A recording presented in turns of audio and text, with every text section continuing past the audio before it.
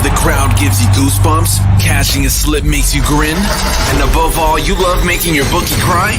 Then you're in the right place. The #1 spot for premier betting advice and wild opinions, shared with a fan base like no other.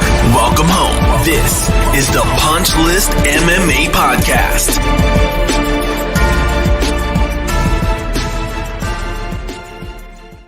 What's going on, ladies and gentlemen? As always, it's your boy Dale in here, waiting for the arrival of the illustrious Drew Dober, who's going to be joining us here shortly.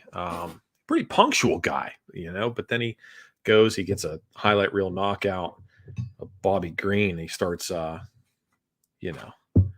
celebritying me. No, I'm just kidding. I'm sure he'll be on here at some point. If not, I'll get a text saying, hey, can't make it. But if that's the case, we'll just reschedule. No big deal. But it gives us time. This is the last show of the year, 2022, coming to an end from a betting perspective. Thankfully, praise the Lord, man. Golly, let's get 2022 done with. I know there's a lot of sharp folks out there that made quite a bit of money this year. And to you, I say hats off. We finished the year on a strong note, 4 winning events in a row. So thankful for that. But there were some ups and downs. 2022 was a weird year, right? Let's talk about it real quick.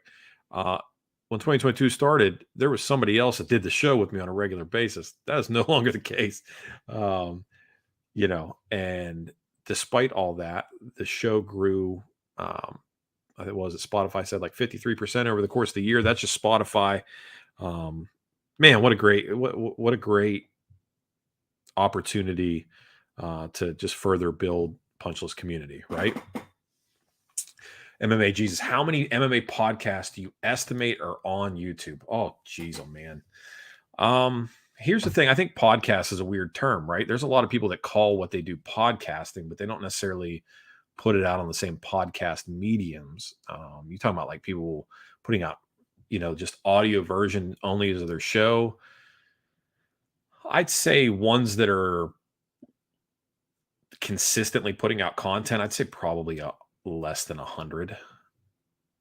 I know that seemed like, well, you think lower, but I mean, I don't know, man. Like that are consistently putting out content like every week or for every event. I don't know, because I try to check people out, right? See where I measure up against a lot of folks in terms of knowledge or speaking ability or guests or anything like that. And there's a lot of folks that are very hit and miss, man. They put stuff out every once in a while, right? Every 3 events or every 4 events. It really kind of takes a certain type of person that has the commitment to be in it for the long haul to continue to put out content each and every week and put out content each and every week, except barring a family emergency or technical difficulties or something like that. I've put out a show a week, audio format every week for the last 4 years. So I don't think there's a lot of folks out there that do that. So, but it's interesting. I've again, just full disclosure, I've seen your name popping up more and more. MMA Jesus, I'm gonna have to switch over and check you out, man. MMA Guru puts out a lot of stuff. Yeah, I'm not saying there's people that don't. So let's not do the internet argument thing where we pick people that are contrary to what I'm saying. I just think that there's not a ton. I will as soon as he gets in here. He's going to tell you no, but I don't know what the deal is here. Let me get with my man. Let's see here. Hold on. Ready when you are, brother. All right, let's see what we got going on here. Okay. Oh, I'm asking if MMA Jesus is MMA Guru. Looks like him if it's not. Got you. Okay. Yeah, so 2022 coming to an end, 2023. Here's my thought process going into 2023, right? You got a lot of cappers that are saying they're going to do this, that, and the other. I wonder what we've seen. I wonder if 2023, if I could get it out, is going to be the year of the storyline, the year of the narrative, the year of the movie, in the sense that without real star power, the UFC seems to be trying to cultivate the idea of investment in fighters, investment in the story, investment in the why it matters. because there's no standalone. There is no Connor right now, right? There's nobody that's like that. So it'll be interesting to see what happens moving forward in 2023. I will say that as far as the show goes, be putting out a lot more shows this year. Not just the weekly content, but there will be a recap periodically, most likely following pay-per-views. There will be a recap. And then we'll also be doing a condensed, like, best bet version that just talks about, um, you know, what I'm betting for the week. Do I think ESPN renews with the UFC? I think they'd be dumb not to, but I feel like if I can think back correctly, I think I saw a headline earlier today, this week, yesterday, something like that, that said Netflix might make a push for them, which that'd be something. Amazon Prime would be something. I don't know if Amazon's sort of getting their feet wet with it with one right now. I don't know if they would try to do both. Be interesting to see. Be interesting to see if they try to do both. But we'll see what we'll see what happens with that. This last weekend, right? Jared Cannonier, Sean Strickland took place.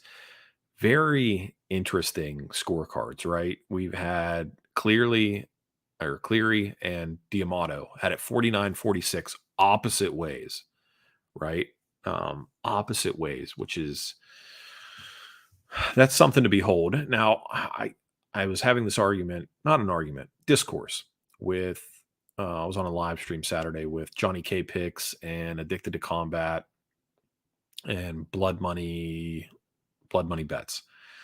And my thing with this is they were saying how even the fight was, right? And they're like, there's no way you can score it 49-46. But by saying every round is a toss-up and every round is even, that's how you arrive at opposite 49-46s. And we cashed a split decision play on that fight. I mean, that's what we said, or what I said, that like there was 2 fights that we played split decisions on, Drew and Bobby, and Strickland and Cannonier. And it's mostly because Cannonier and Strickland, neither one of them can get out of first gear ever. Just very rarely they ever get out of gear. I would say that Jared Cannonier was more explosive and fought more aggressively at heavyweight and light heavyweight than he does at 185. He just does not seem to be able to pull the trigger. So I would venture a guess to say, that a split decision was likely there because both guys are just sitting there glorifyingly sparring one another. And that's what it turned into. And Sean Strickland was talking to Double Nichols, about this. If Sean Strickland did anything else other than punch, he would have won that fight and would win probably most of his fights. If he just threw the occasional leg kick, if he attempted the occasional takedown, if he clinched against the cage and just threatened to take, if he literally did anything else, quite literally anything else, he would probably win most of his fights.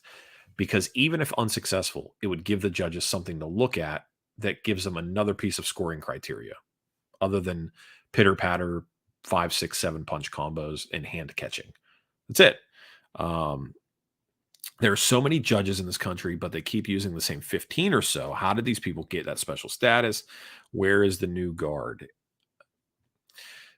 I'm not sure how the commissions work. For boxing, there is a much larger contingency of folks that are at that elite higher level. I don't know how MMA judging works. I imagine it has something to do with longevity within the athletic commission. And, you become a byproduct of experience, right? Like the same reason why people think Ariel Helwani is a great MMA journalist. He's not. He's just been around for a long time that he's just so established. He becomes synonymous with the position. When you think about it, you're like, oh yeah, that guy's it. But if you listen to him, he's not particularly a good interviewer. He's not particularly well spoken. He's not particularly easy to listen to. And he's really rather abrasive, right? He's not good at drawing out anything from his interviewees other than like maybe ire or discomfort or anger. Uh, but he's just part of that old guard that's just in, right? Like just in MMA journalist of the year, however many years. For what groundbreaking journalism has been accomplished in that time period? I mean, you have a call-in show like anybody else is trying to do, but it's the platform. So there. So I think it's very much the same thing with some of these athletic commissions. And again, pure speculation. I obviously don't know what the hell I'm talking about. But if you're Sal D'Amato, Cleary, Junichiro Camacho, or whatever her name is, and some other folks, you have refereed several dozen, hundred, what or 100+ title fights or interim, whatever. So you're going to get that assignment. They're not going to pick up Ben Smith, who was third judge at Cage Titans fight championship. They're not calling him to be a judge for Izzy versus Pereira 2. They're just not going to do that. Same thing. I mean, the same hierarchy exists in referee. Like you have to log the hours first. And there's only a handful of referees that have that amount of hours, those amount of hours logged. So, yeah, I got to tell you, it's the weirdest thing that's ever happened. Producer Jake in the background, you know this. Drew has never been late, ever. It's very strange. So I will say this: he lives in Colorado, so there's a good chance. Inclement weather, perhaps. I don't know. I don't know. Give him benefit of the doubt. Maybe he fell asleep taking a nap. In his defense, he did just get in a fist fight 3 days ago. So maybe he took a little nap. I don't know. So that took place. We had Cannonier versus Strickland. I don't know what the answer is. I think the criteria is too wide, right? And we have too many inexperienced people that have never fought watching fights and trying to determine who a winner is. Arman Sarukian taking on Damir Ismagulov. Much will be said about how good Arman looked. I will say this. Arman looked good. I think Damir looked really bad. And what I think, when I say that, is Damir showed that he has a plan A. And there is no plan B.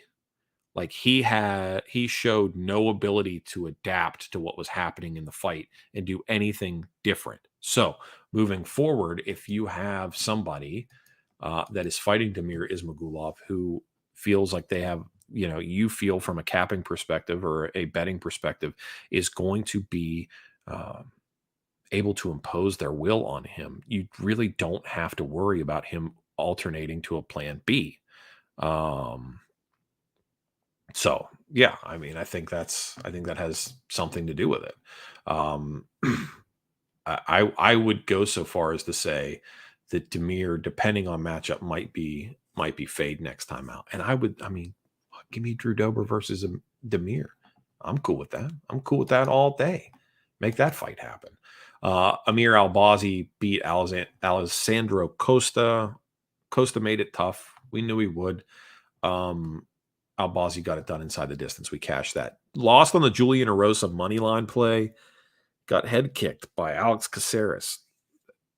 Just one of those things, man. We knew the chin of Erosa was going to be potentially an issue, but cool breeze Alex Caceres has never been that guy. But damn it, his foot is. They put him out.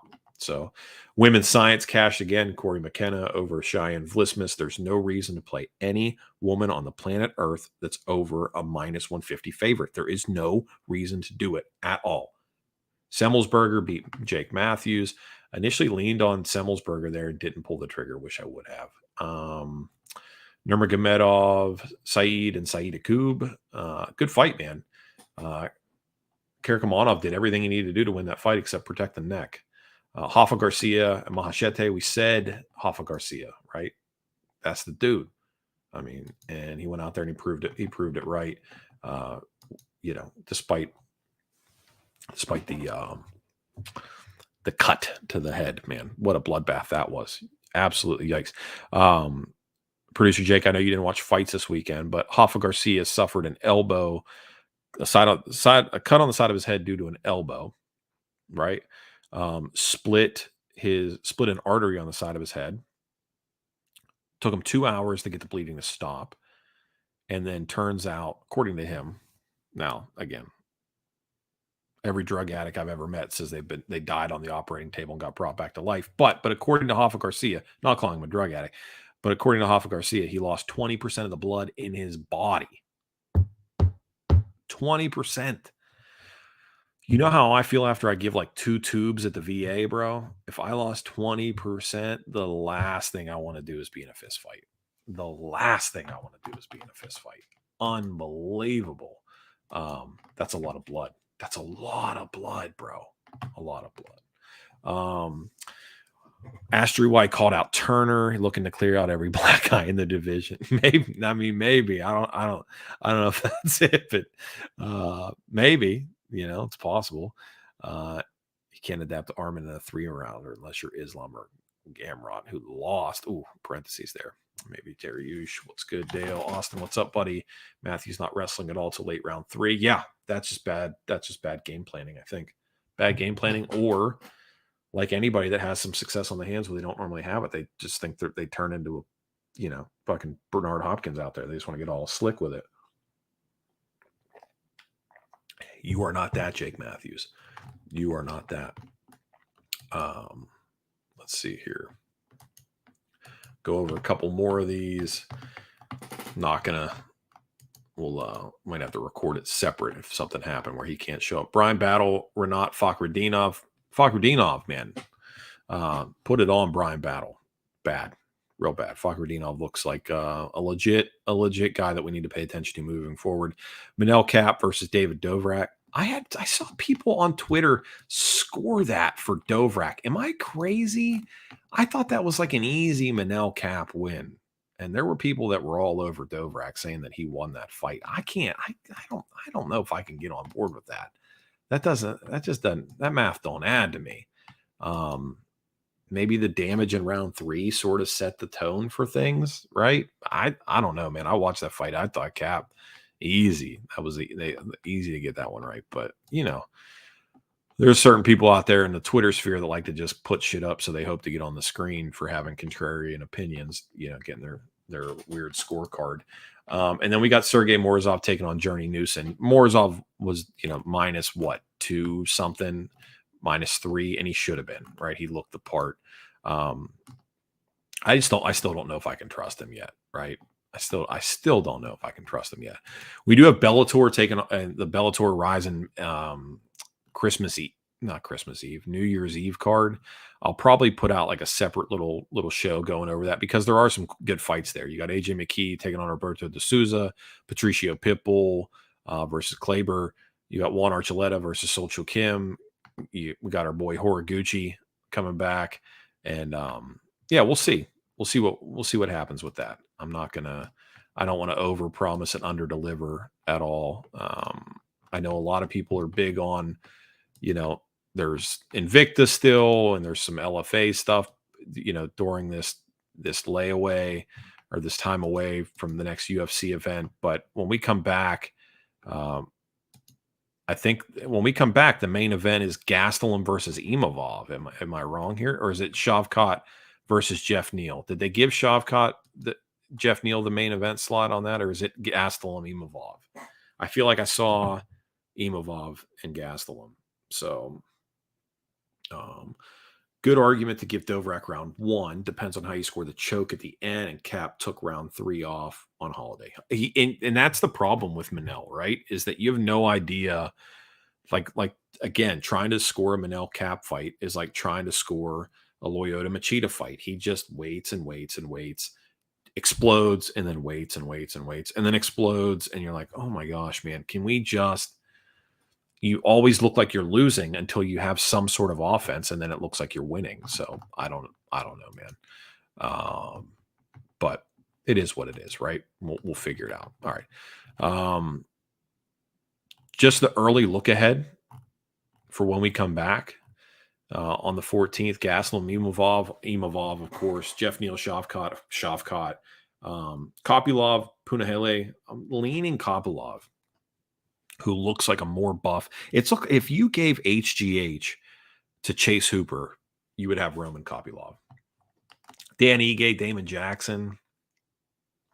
That's a tough one. Looking at some of these other ones on here that I really like. We get the return of Omar Morales taking on Matush Rebecki. We'll see. And then the return of Jimmy Flick, who, dominant win and then says he's retiring and then realizing, the UFC pays better than people want to give it credit for. So now he's back like he never left, my boy Jimmy Flick.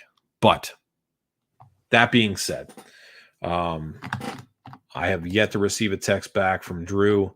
I'm not going to keep everybody in the lurch here.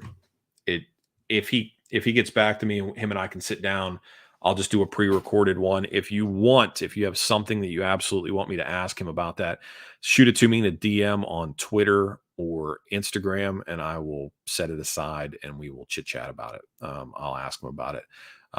He's never missed anything before, so I'm assuming there's some sort of extenuating circumstance, and it's a week out from Christmas. So I'm not going to push the issue too much. I hate to overpromise, like I said, and underdeliver to you guys. You're expecting him here, as is tradition, following his fights. But sometimes, stuff gets in the way. That's what life is. And now he's got a pregnant wife too. So pregnant wife and kids, once a kid shows up, anybody that has any of that knows shit don't always run smooth, man. So I'm going to end with this.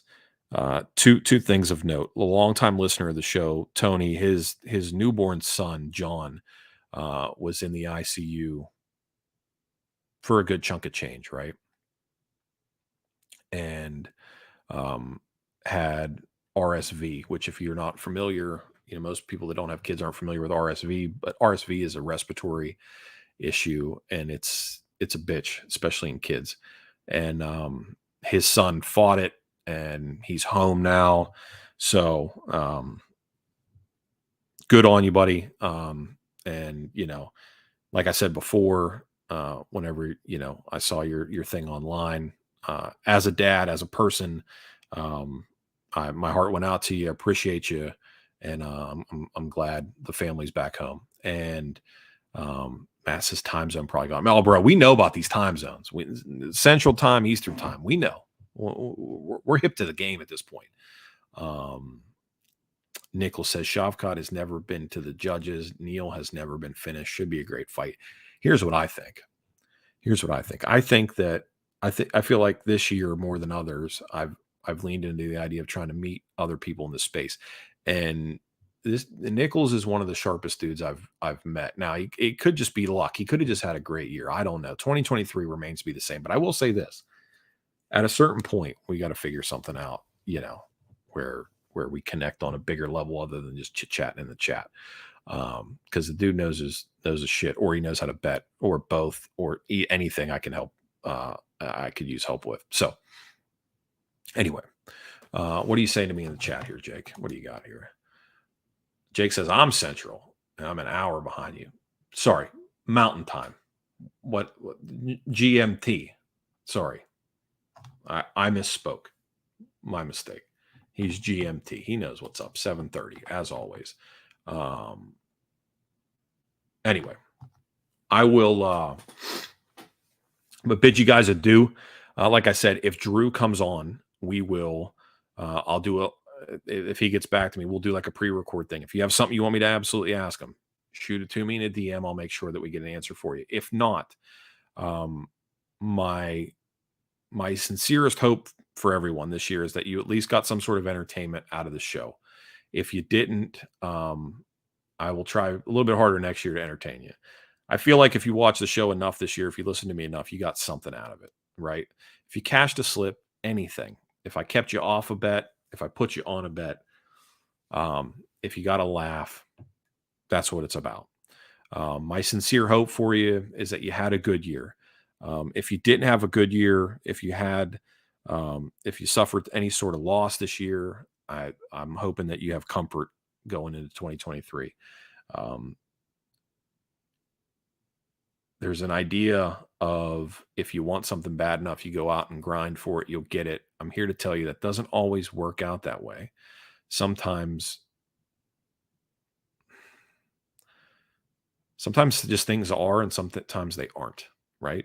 So, um without going into like a big esoteric deep dive into the meaning of the universe, I will say I'm going to end with this. Everybody that tuned into the show this year, I appreciate you. Every thumbs down that I got, I appreciate that. Every positive review I got, I appreciate that. Those of you that are continuing to tune in and share, thank you. Um, I hope you have a great holiday season, great Christmas, happy New Year. I will talk to all of you guys coming up for the next UFC event. Everything from between here and there will be pre-recorded. Next live will be the Tuesday prior to the Gastelum Imavov fight. Until then, God bless you. I love you. God loves you. Be good to each other. We'll see you later on.